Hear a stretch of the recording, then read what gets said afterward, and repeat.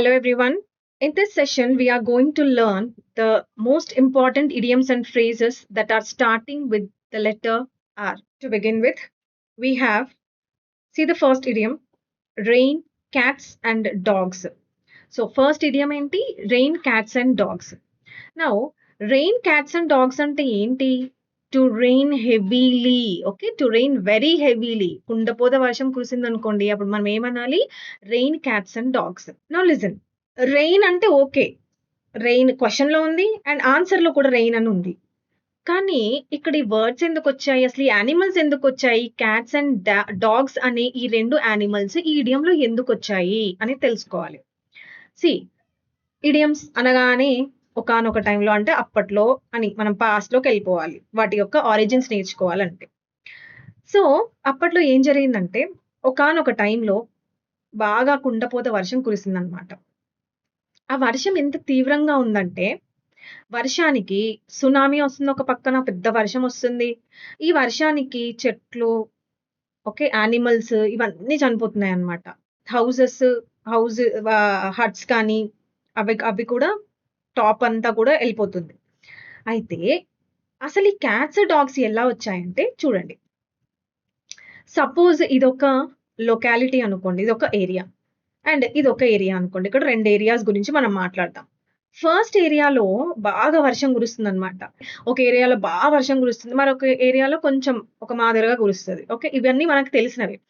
అదే కాన్సెప్ట్‌తో చూడండి. ఇప్పుడు ఇది ఏరియా ఏ అనుకుందాం. ఇది ఏరియా బి అని అనుకుందాం. ఈ ఏరియాలోకి ఫుల్ వర్షం వస్తుంది. ఇక్కడ పెద్ద సముద్రం గూడా ఉందనమాట. సో, ఇక్కడ సునామీ, ఆ స్టార్మ్స్ అండ్ దెన్ ఈ హెవీ రెయిన్ వల్ల ఇక్కడున్న ఈ ట్రీసే గాని, ఈ లొకాలిటీలో ఉన్న ఈ ఏరియాలో ఉన్న ట్రీస్, యానిమల్స్ అవన్నీ కూడా పడిపోతున్నాయి.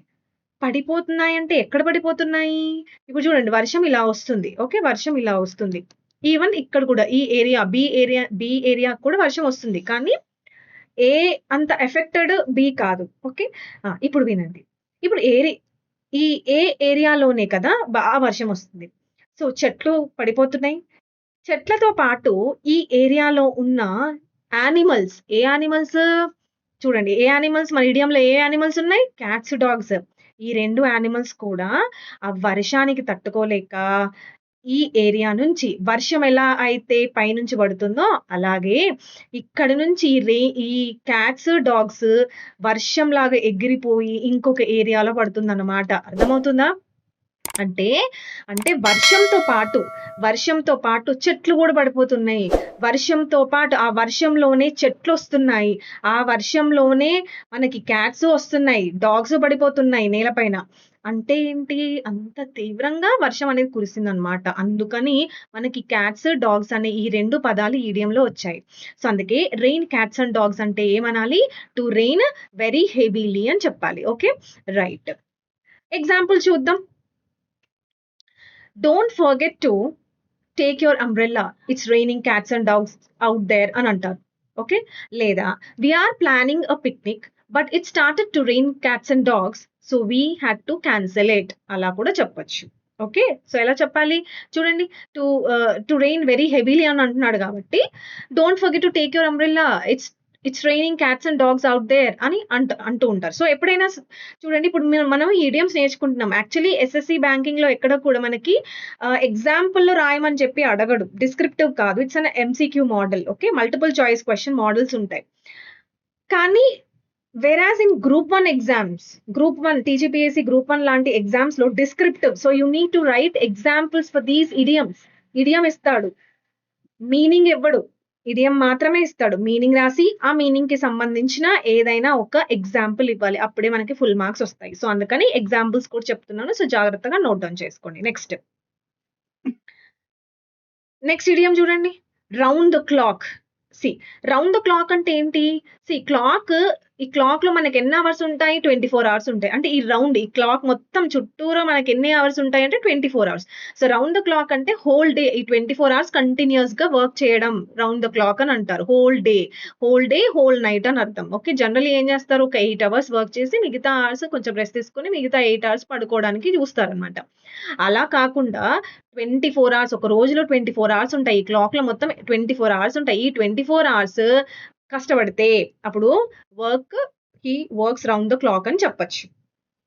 ఓకేనా? It is very common idiom. ఇది మనకందరికీ తెలిసిన ఇడియమే. సో రౌండ్ ద క్లాక్ అంటే ఏంటి? The whole day and the whole night. So అంటే ఏంటి? 24 అవర్స్ కంటిన్యూస్‌లీ అని అర్థం. ఎగ్జాంపుల్ చూడండి. They have been working round the clock to finish the project before the deadline. మనకందరికీ డెడ్‌లైన్స్ ఉంటాయి. మనకందరికీ టార్గెట్స్ ఉంటాయి కదా! టార్గెట్ లేని జీవితం అసలు వ్యర్థం. ఓకే. సో ఖచ్చితంగా టార్గెట్స్ పెట్టుకొని ముందుకెళ్ళాలి. సో మనకంటూ ఒక డెడ్‌లైన్ ఉంటది. ఇప్పుడు సపోజ్ ఫర్ ఎగ్జాంపుల్ ఈ సబ్జెక్ట్ నేను ఫినిష్ ఆఫ్ చేయాలి ఒక 1 వీక్‌లో కానీ 10 డేస్‌లో ఈ సబ్జెక్ట్ మొత్తం కంప్లీట్ చేయాలని మనం టార్గెట్ పెట్టుకుంటాం.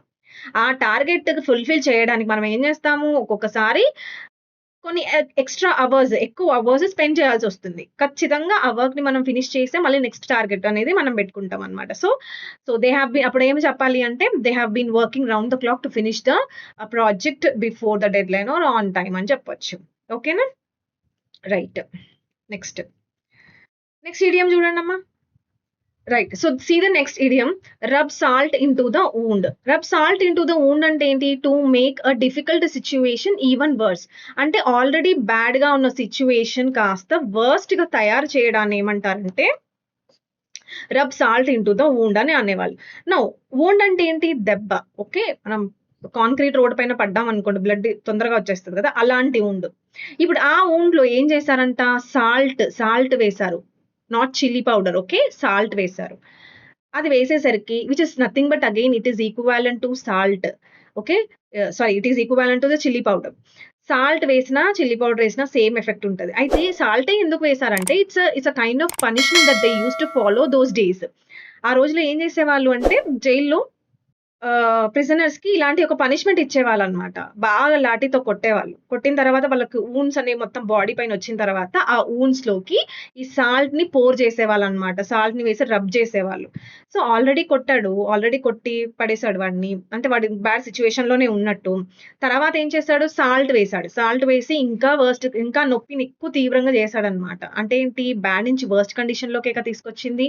So to rub into the to rub salt into the wound అంటే to make a difficult situation even worse అని అర్థం. ఓకే.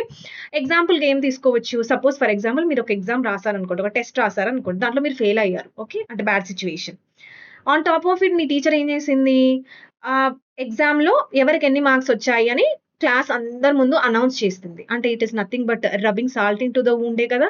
సో అప్పుడు మనం ఏం చెప్పాలి అంటే ఎగ్జాంపుల్‌గా ఇలా చెప్పొచ్చు. He failed the test and the teacher announcing the top scores in front of the class rubbed salt into the wound అని చెప్పొచ్చు. Okay. Next. Okay. See the next idiom. Rub shoulders. Shoulders అంటే ఏంటి? భుజాలు. అవునా? So rub shoulders అంటే ఏంటి? ఒకరి భుజం ఇంకొకరి భుజానికి రబ్ అవుతుంది. అంటే ఏంటి? భుజాలు రాసుకోవడం అనే కదా! అంటే ఏంటి? సోషల్‌గా మింగిల్ అవ్వడం. So to mix or associate with someone socially is called rub shoulders. Now see జనరల్‌గా ఎవరు ఎక్కువగా సోషల్‌గా మింగిల్ అయ్యేది అంటే మనం జర్నలిస్ట్‌ని తీసుకోవచ్చనమాట. వాళ్ళు ఏం చేస్తారు? అటు పాలిటీషియన్స్‌తో, ఇటు సోషల్ పీపుల్‌తో వాళ్ళు మింగిల్ అయ్యి ఉంటారనమాట. సో అప్పుడు మనం ఏం చెప్పొచ్చు అనంటే as a journalist he rub shoulders with politicians and public figures all the time అని చెప్పొచ్చు. Okay. So you can take that as an example. Next see the idiom. Rubber stamp. Rubber stamp means to give official approval to a decision actually made. అంటే already ఎవరో ఒక decision తీసుకున్నారు. ఇప్పుడు దానికి ఏంటి? Approval రావాలన్నమాట. సో అప్రూవల్ అంటే ఏంటి? జనరల్‌గా ఇప్పుడు మనం ఈ రబ్బర్ స్టాంప్స్ ఉన్నాయి కదా! ఇవన్నీ మనం చూసినవే. ఓకే. మన కాలేజెస్‌లో, యూనివర్సిటీస్‌లో అండ్ దెన్ ఆఫీసెస్‌లో గూడా ఉంటాయి. ఒక్క రబ్బర్ స్టాంప్ పడింది అంటే అప్రూవ్డ్ అని అర్థం. ఓకే. రైట్. సో ఈ ఇడియంకి మీకు నిమోనిక్ ఏం అవసరం లేదు. ఒక పేరు నుంచి you can get the direct answer. So rubber stamp means giving official approval, not unofficial. It is an official approval. గుర్తుపెట్టుకోండి. It's an official approval. ఎందుకంటే ఈ రబ్బర్‌కి ఈ స్టాంప్ దగ్గర మనకి ఏదైతే ప్రింట్ ఉంటుందో అది అఫీషియల్ ప్రింట్ అయ్యి ఉంటది. సో ఎప్పుడైతే మనం ప్రింట్ వేస్తామో అఫీషియల్‌గా ప్రింట్ వేసినట్టే. ఓకేనా? So to give official approval to a decision actually made దాన్నేమంటారంటే రబ్బర్ స్టాంప్ అని అంటారు. ఎగ్జాంపుల్ గనక తీసుకుంటే the board rubber stamp the budget without even reading it అని చెప్పొచ్చు. అంటే చదవకుండానే రబ్బర్ స్టాంప్ అప్రూవల్ ఇచ్చేసేసారు. ఓకే. లేకపోతే after reading the budget the board has given a rubber stamp అని చెప్పొచ్చు. నెక్స్ట్ చూడండి. Rule of thumb. What is rule of thumb? Rule of thumb అంటే ఏంటి? Approximate method of doing something based on practical experience rather than theory. Now see, అసలు ఈ theory అంటే ఏంటి, practicals అంటే ఏంటి మనకు తెలుసు, ఇవన్నీ కూడా మన స్కూలింగ్స్ లో నేర్చుకున్నాం. థియరీ అంటే ఏంటి, థియరీ అంటే జస్ట్ థియరీ పరంగా నువ్వు నేర్చుకున్నావు ఏదో కాన్సెప్ట్ ని, అది నువ్వు ప్రాక్టికల్ లో పెట్టారనుకోండి, అప్పుడు దీనికి ఒక న్యాయం చేసినట్టు అని అంటూ ఉంటారు జనరల్ గా. ఓకే, అంటే థియరీ ఎప్పటికీ థియరీయే. ఈ థియరీని మనం ప్రాక్టికల్ గా పెట్టినప్పుడే, అంటే ప్రాక్టికల్ అప్రోచ్ తీసుకొచ్చినప్పుడే అది సక్సెస్ఫుల్ అవుతుంది అని మనకు తెలుసు. అయితే ఇప్పుడు ఏదైతే స్టడీ థియరీ బేస్డ్ మీద ఉందో ఆ స్టడీని నువ్వు అప్రూవ్ చేస్తావా, ఐ మీన్ దాన్ని నువ్వు అప్రాక్సిమేట్ మెథడ్ గా తీసుకుంటావా, లేదా ఏదైతే ప్రాక్టికల్ గా ప్రూవెన్ అయిందో దాన్ని నువ్వు అప్రూవల్ గా తీసుకుంటావా? అంటే నువ్వు ఏ స్టడీని నువ్వు తీసుకుంటావు అంటే ఆబ్వియస్ గా ఏదైతే ప్రాక్టికల్ అప్రోచ్ లో ప్రాక్టికల్ గా ఏదైనా సక్సెస్ అయిందో దాన్ని మనం తీసుకుంటాం, అవునా? థియరీ అనేది జస్ట్ వర్డ్స్ పరంగానే, అది సక్సెస్ అవ్వచ్చు అవ్వకపోవచ్చు, హైపోథెటికల్ కేసెస్ ఉంటాయి థియరీ కేసెస్ లో. కానీ ప్రాక్టికల్ అలా కాదు. ఎందుకు అంటే మనం ప్రాక్టికల్ అప్రోచ్ చేసాం, మనం అవన్నీ కూడా ఏంటి అంటే మన రియల్ టైమ్ ఎక్స్పీరియన్సెస్ లో పెట్టి దాన్ని ప్రాక్టికల్ అప్రోచ్ కి తీసుకొచ్చాం కాబట్టి 100% సక్సెస్ అవుతామా అవ్వమా అనేది ఆ అప్రోచ్ మనకు చెప్తుంది. ఓకే, అంటే అంటే ఇప్పుడు ఈ థియరీ కన్నా ప్రాక్టికల్ అప్రోచ్ ని మనం ఎక్కువగా ఆప్ట్ చేసుకునేది. సో అందుకని దాన్ని ఏమంటారంటే రూల్ ఆఫ్ థంబ్ అని అంటారు. ఇప్పుడు చూడండి, రూల్ ఆఫ్ థంబ్ అంటే ఒక పని నువ్వు ఇప్పుడు చేయాలి. ఆ పని ఎలా చేయాలి అనేది నువ్వు థియరీ బేస్డ్ స్టడీని అప్రోచ్ అవుతావా, లేకపోతే ప్రాక్టికల్ బేస్డ్ స్టడీని అప్రోచ్ అవుతావా? ఆబ్వియస్ గా ప్రాక్టికల్ బేస్డ్, ఎందుకంటే 100% సక్సెస్ ఇస్తుంది కాబట్టి. So rather than theory, if you depend on practical experiences or practical study, then that will be your approximate method in doing something. Okay, దాన్ని rule of thumb అని అంటారు అనమాట. అయితే ఇప్పుడు నాకు ఒక క్వశ్చన్ చెప్పండి, అసలు ఈ థంబ్ అనేది ఎందుకు వచ్చింది అని చెప్పాలి. థంబ్ అనేది ఎప్పుడు వస్తుంది, మనం ఇలా థంబ్ జెస్చర్ ఎప్పుడు పెడతాము అంటే మనం సక్సెస్ అయినప్పుడు ఇలా ఇలా చూపిస్తాం, అవునా? సో సక్సెస్ అయినప్పుడు ఇలా చూపిస్తాం కాబట్టి సక్సెస్ ఎప్పుడు అవుతాము, ప్రాక్టికల్ అప్రోచ్, ప్రాక్టికల్ ఎక్స్పీరియన్సెస్ వల్లనే సక్సెస్ అవుతాం. థియరాటికల్ అప్రోచ్ లో అస్సలు సక్సెస్ అనేది ఉండదు. అది ఎప్పుడైతే మనం ప్రాక్టీస్ లో పెడతామో అప్పుడే దానికి ఒక మంచి షేప్ కానీ లేకపోతే అవుట్కమ్ కానీ వస్తుంది. సో అప్పుడు మనం తప్పకుండా ఇలా థమ్స్ అప్ అంటే వీ హ్యావ్ వన్ అని ఇలా చూపిస్తాం అనమాట. సో రూల్ ఆఫ్ థంబ్ అంటే ఏంటంటే, అందుకే ఇక్కడ థంబ్ అనే వర్డ్ వచ్చింది. అంటే approximate method in doing something is based on the practical approach rather than the theoretical approach. So that is called rule of thumb. Okay, right. So దానికి example గా ఏం చెప్పొచ్చు, as a rule of thumb you should back up your files at least once week.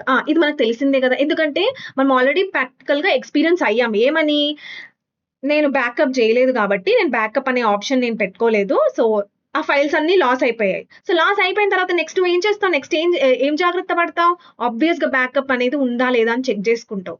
అదే rule of thumb. Okay, right. Next చూడండి, rank and file, very important. Rank and file అంటే ఏంటి? Rank and file అంటే ordinary people in a group, they are ordinary people, they are not leaders.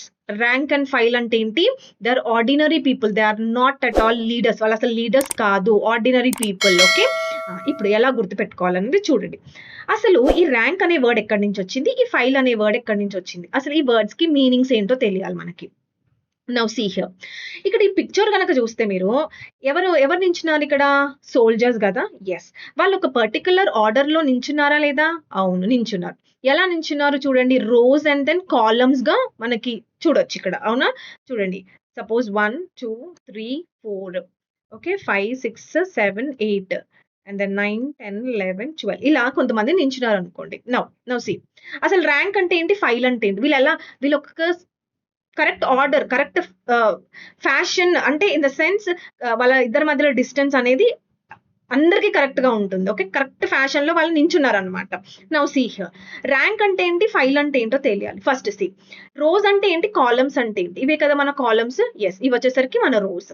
ఇప్పుడు వినండి, ఒక person కి, ఒక army, ఒక సోల్జర్ కి ఇంకొక సోల్జర్ కి ఎంత డిస్టెన్స్ ఉంటుందో ఇక్కడ కూడా కాలమ్ అండ్ రో లో అంతే ఉంటుంది, అంటే స్క్వేర్ షేప్ లో ఉంటారన్నమాట వీళ్ళు. అయితే వినండి, నౌ ర్యాంక్ అంటే ఏంటి, ఫైల్ అంటే ఏంటి? ర్యాంక్ అనేది కాలమ్, ఓకే, ఫైల్ అనేది రో. అర్థమవుతుంది కదా. ఈ ర్యాంక్ అంటే ఏంటి, ఫైల్ అంటే ఏంటి అనేది మనకి ఎగ్జామ్లో ఎవ్వరు ఏం అడగరు. ఇది ఎలా వచ్చింది అనేది కూడా అడగరు. కానీ నేను మీకు ఎందుకు చెప్తున్నానంటే వినండి, ఎందుకు చెప్పాల్సి వస్తుంది అంటే, ఎప్పుడైతే అసలు ఈ ఇడియమ్స్ లో ఒక్కొక్క వర్డ్ ఎందుకు వచ్చింది అని చదువుకున్నాం అనుకోండి, మీనింగ్స్ అనేవి చాలా ఈజీగా గుర్తుంటాయి, ఎప్పటికీ గుర్తుంటాయి, లాంగ్ లాస్టింగ్ ఉంటాయి. అలా కాకుండా ఊరికే బట్టి కొడితే మాత్రం వేస్ట్. మళ్ళీ చదవాల్సిందే, మళ్ళీ బట్టి కొట్టాలి, ఎన్నో సార్లు రివిజన్ చేసినా కూడా మనకు గుర్తుండదు. సో అలా కన్నా జస్ట్ వన్ టైం ఇన్వెస్ట్మెంట్, ఒక్కసారి అసలు అది ఎలా వచ్చింది అని గనక నేర్చుకుంటే ఇంకా మళ్ళీ ఒక్కసారి కూడా మళ్ళీ రివిజన్ కూడా అవసరం లేదు. డైరెక్ట్ గా నీకు ఎగ్జామ్కి వెళ్ళొచ్చు. నువ్వు తర్వాత ఒక 3-4 months అయిన తర్వాత కూడా నువ్వు ఎగ్జామ్కి వెళ్ళి ఈజీగా ఆన్సర్ చేయొచ్చు. అలా చదవాలి.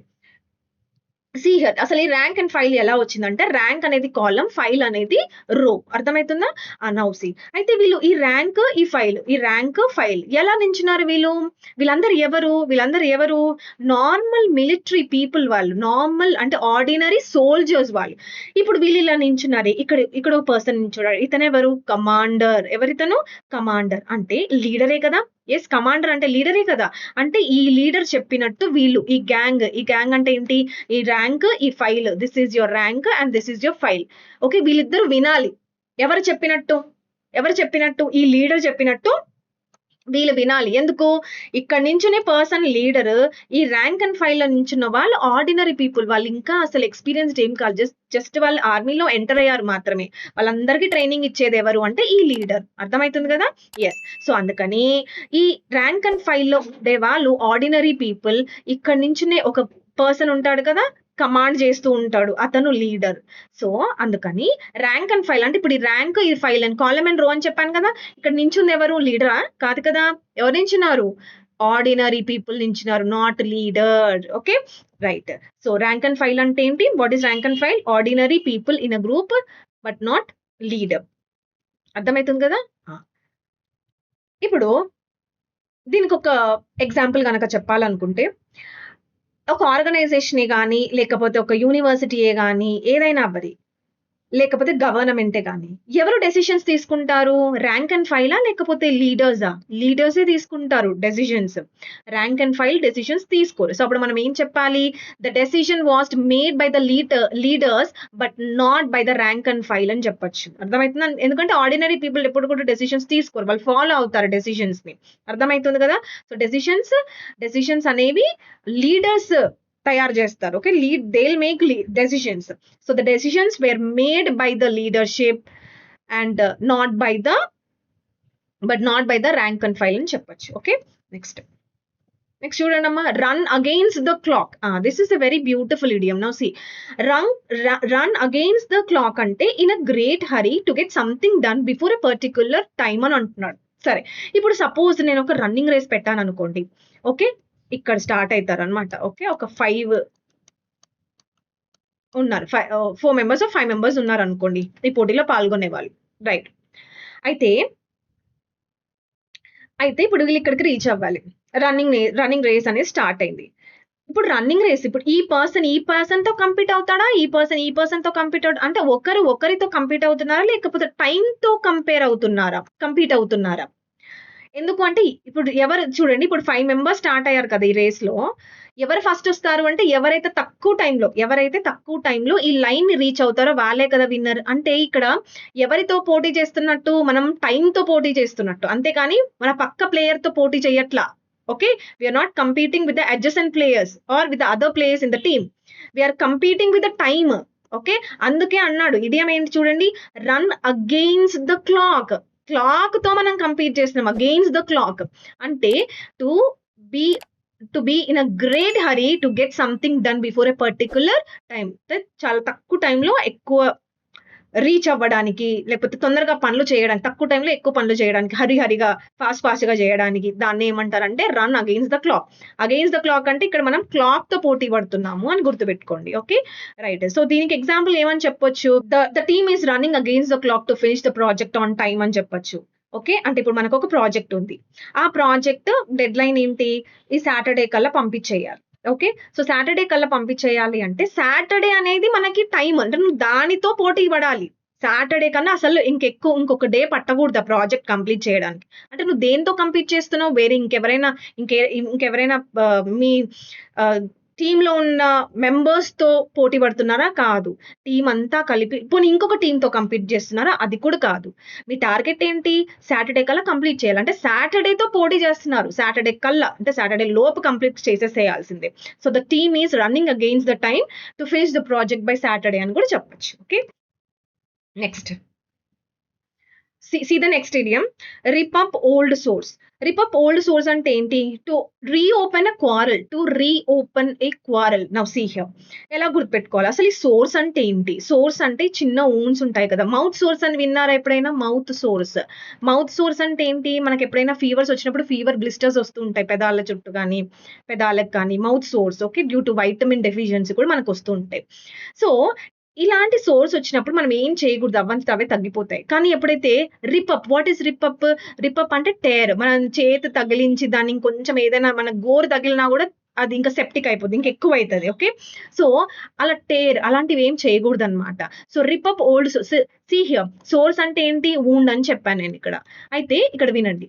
ఓల్డ్ సోర్స్ అని అంటున్నాడు అంటే పాత గాయాలని ఏం చేయకూడదు?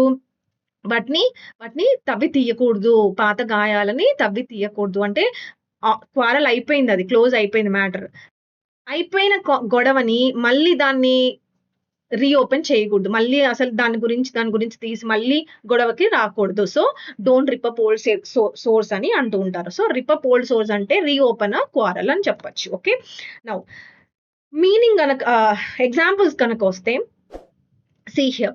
During the meeting, he tried to rip up old source by reminding everyone about the project failure from last year. See, last year అయిపోయింది. ఓకేనా? లాస్ట్ ఇయర్‌లో మనకు కొన్ని ప్రాజెక్ట్స్ చేసాం. దాంట్లో కొన్ని ఫెయిల్యూర్ అయ్యాయి. కొన్ని సక్సెస్ అయ్యాయి. ఇప్పుడు ఈ ఇయర్‌లో మనం కొత్త ప్రాజెక్ట్ స్టార్ట్ చేయబోతున్నాం. ఈ కొత్త ప్రాజెక్ట్ చేస్తున్నప్పుడు దీని గురించి మనం మాట్లాడాలి కానీ లాస్ట్ ఇయర్‌లో ఇలా జరిగింది, అలా జరిగింది, ఇలా జరిగింది అని చెప్పి దాన్ని ఆ క్వారల్, ఎందుకంటే సేమ్ మెంబర్స్ ఇన్వాల్వ్ అయి ఉంటారు కాబట్టి వాళ్ళని మళ్ళీ తీసుకొచ్చి డిస్కషన్‌లోకి పెట్టి we should not rip up the old sores అంటే ఆ క్వారల్‌ని మళ్ళీ రీఓపెన్ చేయకూడదు అని అర్థం. నెక్స్ట్, రన్ షార్ట్ ఆఫ్ అని ఎలా గుర్తుపెట్టను? What is run short of? Run short of అంటే ఏంటి? షార్టేజ్. షార్ట్ సింపుల్‌గా గుర్తుపెట్టుకోవచ్చు. చూడండి ఇక్కడ ఏంటంట short. So, shortage. Now see here. కొన్ని కంపెనీస్ ఉంటాయి 24/7 ప్రొడక్షన్ జరుగుతూనే ఉంటుంది. అవునా? సో, 24/7 ప్రొడక్షన్ జరుగుతున్నప్పుడు మనకి రా మెటీరియల్ సప్లై కూడా అలాగే ఉండాలి. Yes or no? Raw material supply కూడా 24/7 సప్లై చేస్తూ ఉంటేనే మనకు అక్కడ ప్రొడక్ట్స్ వస్తుంటాయి. ఎప్పుడైతే అంటే ఏంటి? ఇప్పుడు ఈ రా మెటీరియల్స్ రన్ అవుతూ ఉంది. 24/7 రన్ అయితూనే ఉంది. ఇప్పుడు ఇడియం చదవండి. Run short. ఈ రన్ ఏదైతే ఉందో అంటే 24/7 ఈ సప్లై ఏదైతే ఉందో అది షార్ట్ పడిపోయిందన్నమాట. సో, అందుకే షార్టేజ్ అంటే ఔట్ ఆఫ్ స్టాక్ అని చెప్పొచ్చు. Okay. Shortage or out of stock. చూడండి జనరల్‌గా మనకి ఈ షార్టేజ్ అనేది వేర్ హౌసెస్‌లో ఎక్కువ వస్తుంటది. Okay. The warehouse ran short of stock due to unexpected demand, leaving many customers frustrated. Okay. మనకి ఏదైనా షాపింగ్ వెళ్తాము, స్టాక్ లేదనుకోండి ఏమంటాము? ఫ్రస్ట్రేట్ అయిపోతాం వాళ్ళ పైన. అవునా? సో, ఈ షార్టేజ్ వల్ల ఏంటి అంటే షార్టేజ్ ఎందుకు వస్తది అంటే డిమాండ్, సప్లై అనేది సరిగ్గా మీట్ అవ్వకపోతే మనకు షార్టేజ్ అనేది వస్తది. Okay. Right. So, run short of అంటే ఏంటి? What is the meaning? Shortage. Next చూడండి. Next idiom red tapism. Very important. What is red tapism? Red tapism అంటే official formalities or sticking to rules and regulations. Okay. For example, అసలు ఈ red tape అంటే ఏంటి? First తెలుసుకుందాం. తర్వాత examples చూద్దాం. Red tape అంటే ఏంటి? ఎప్పుడైనా మీరు గవర్నమెంట్ ఆఫీసెస్‌కి వెళ్లారా? అంటే స్టేట్ గవర్నమెంట్ ఆఫీసెస్ గాని, లేకపోతే సెంట్రల్ గవర్నమెంట్ ఆఫీసెస్‌కి వెళ్తే మనకి ఇలాంటి ఫైల్స్ కనిపిస్తూ ఉంటాయి. ఓకే. అబ్జర్వ్ చేయండి ఎప్పుడైనా. ఇలాంటి ఫైల్స్ కనిపిస్తాయి. ఈ ఫైల్స్‌కి రెడ్ టేప్ చుట్టి ఉంటదన్నమాట. రెడ్ టేప్ కానీ లేకపోతే రెడ్ థ్రెడ్ కానీ చుట్టి ఉంటది. ఎందుకు అంటే రెడ్ అనేది ఎప్పుడు కూడా ఇంపార్టెంట్‌కి సింబలైజ్ చేస్తుంది. ఓకే. సో, ఏ ఫైల్స్‌కైతే ఇలా రెడ్ టేప్ చుట్టుంటదో ఆ ఫైల్స్‌ని ఫస్ట్ సాల్వ్ చేయాలి. ఆ ఫైల్స్ పైన డిస్కషన్స్ చేయాలి అనేది దీని యొక్క ఉద్దేశం. అంటే ఏంటి ఆ ఫైల్స్ యాక్చువల్‌గా ఈ రెడ్ టేప్ ఎందుకు చుట్టారు అంటే, ఫస్ట్ ఈ ఫైల్స్ చూడు ఇవి ఇంపార్టెంట్ అని చెప్తాయన్నమాట. అంటే ఇప్పుడు ఇవి ఫార్మాలిటీసే కదా! అఫీషియల్ ఫార్మాలిటీస్‌గా ప్రతి ఒక్క గవర్నమెంట్ ఆఫీసెస్‌లో ఇది పాటిస్తూ ఉంటారన్నమాట. అంటే వాళ్ళ రూల్స్ అండ్ రెగ్యులేషన్స్ ఇవన్నీ కూడా. సో, అంటే ఈ ఫార్మాలిటీస్ వాళ్ళకేం చెప్తుంది? ఫస్ట్ నువ్వు ఈ పని చెయి. తర్వాత ఈ పని చెయి. ఓకే. సో, అవన్నీ కూడా ఏంటి? Rules and regulations. So, red tapism అంటే ఏంటి? Formalities or sticking to rules and regulations. Example గనక చూసుకుంటే, the project has been delayed for months due to red tapism in the approval process. ఇప్పుడు మనకొక ప్రాజెక్ట్‌కి అప్రూవల్ రావాలి. అప్పుడే మనం స్టార్ట్ చేయగలుగుతాం. కానీ, ఏమైంది?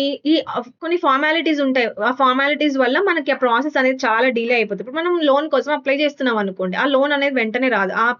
ఆ డాక్యుమెంట్ కావాలంటారు. ఈ డాక్యుమెంట్ పలానా డాక్యుమెంట్ తీసుకురా. అది, ఇది అని చెప్పి కొన్ని మంత్స్ తిప్పేస్తారనమాట. That is nothing but your red tapism. వాళ్ళ రూల్స్ అండ్ రెగ్యులేషన్స్ అవి.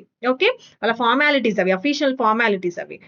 అలాగే ప్రాజెక్ట్ కూడా. ప్రాజెక్ట్‌కి అప్రూవల్ రావట్లేదు అంటే ఏదో లూప్ హోల్స్ ఉన్నాయి. చెక్ చేసుకో. అది చెక్ చేసుకో. ఇది చెక్ దానికి అప్రూవల్ రాకుండా చేయడం. ఓకేనా? So, rules and regulations are official formalities is called red tapism.